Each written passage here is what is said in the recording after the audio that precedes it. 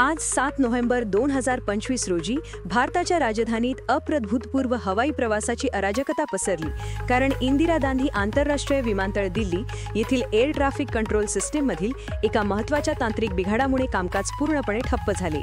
100हून अधिक विमाने उशिरा धावली, ज्यामुळे प्रचंड गर्दी आणि प्रवाशांमध्ये निराशा निर्माण झाली. हा सविस्तर अहवाल या विस्कळीततेचे नेमके कारण, संपूर्ण उत्तर भारतात झालेले विनाशकारी तरंग परिणाम आणि आता आपल्या राष्ट्रीय विमान वाहतूक पायाभूत सुविधेच्या लवचिकतेवर उपस्थित केले जात असलेले गंभीर प्रश्न यावर प्रकाश टाकतो. ही घटना जी गुरुवारी उशिरा सुरू झाली पण शुक्रवारी सकाळी मोठ्या प्रमाणात वाढली, हे ऑटोमॅटिक मेसेज स्विचिंग सिस्टममधील बिघाडामुळे झाली. एक महत्त्वपूर्ण सॉफ्टवेअर ATCचा कणा आहे, जे उड्डाण योजना डेटा कंट्रोलर्सना स्वयंचलितपणे प्रसारित करण्यासाठी जबाबदार आहे.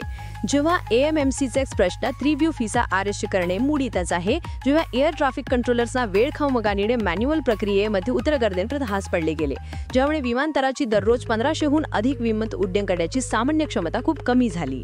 प्रस्थानामधील विलंब वेगाने सरासरी 50 मिनिटांपर्यंत वाढला गेला, ज्यामुळे एअर इंडिया, इंडिगो आणि स्पाइसजेटसह प्रमुख विमान कंपन्यांना फटका बसला. या बिघाडाचे भौगोलिक स्थान भारताच्या प्राथमिक विमान वाहतूकीच्या केंद्रामध्ये, याचा अर्थ म्हणजे एक विलंब लवकरच लखनौ, जयपूर आणि चंडीगडच्या कनेक्टिंग विमानतळामध्ये पसरला. आम्ही airports authority of India, Delhi international विमानतळ लिमिटेड आणि कमस एअरवेनाऊन प्रतिसादासाठी विश्लेषणच आहेत. या वेट्या लेटरेटिव्ह समर्थ संबाधित कातेल आणि या चुकीचे अर्थभर भविष्यात अशा कार्यात्मक प्रक्षा जेव्हा हंते ब्रोपरामाणे की गर्भ जुबो डिजिट एअरफेल आवड यंत्रित आयडिया निंटन नचकण मेक्ष आहे. प्रवासी नहटेती विराणाचे नेस्तिगत पथाडा नाधाण ये जत संमत विवते मेडा अंतिमा वाटकाट संपाकर बेपरा रासा मादा एडासा.